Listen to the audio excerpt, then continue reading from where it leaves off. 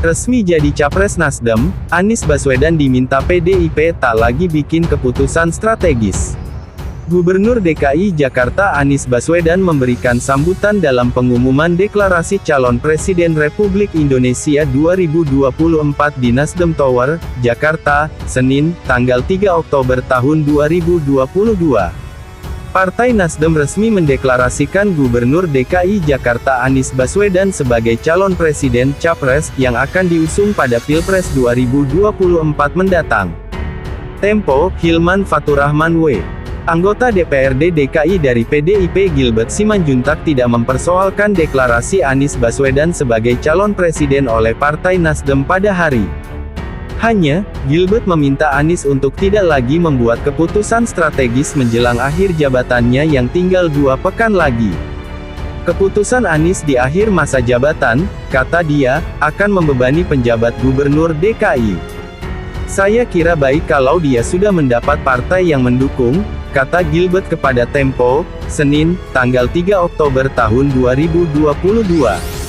Gilbert meminta Anies untuk lebih fokus menyelesaikan janji kampanyenya dan bekerja untuk hal-hal yang menjadi prioritas di sisa masa jabatannya.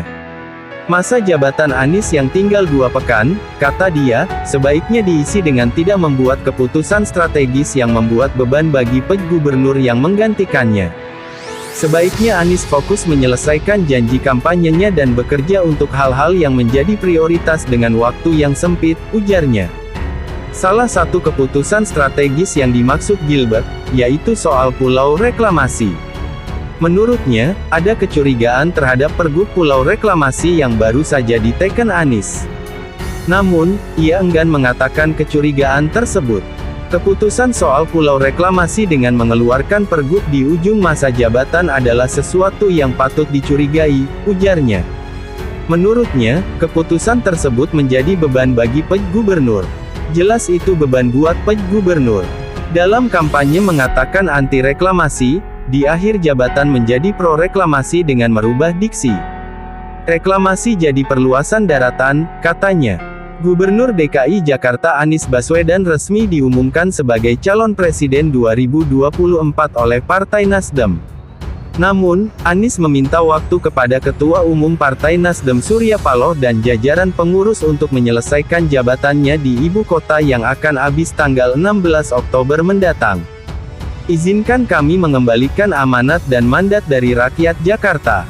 Datang tampak muka, pulang tampak punggung untuk warga Jakarta, kata Anies mengutip peribahasa yang berarti datang dan pergi harus dengan cara baik di Nasdem Tower, Jakarta, Senin, tanggal 3 Oktober tahun 2022. Setelah tak lagi menjabat sebagai Gubernur DKI, Anies Baswedan menyatakan bakal fokus pada upayanya maju di Pilpres 2024 bersama Nasdem. Sesudah itu kita langsung bersiap membangun kolaborasi yang solid, bersiap untuk melaksanakan apa yang diamanahkan oleh Partai Nasdem sebagai bagian dari tanggung jawab kita untuk negeri ini, tuturnya.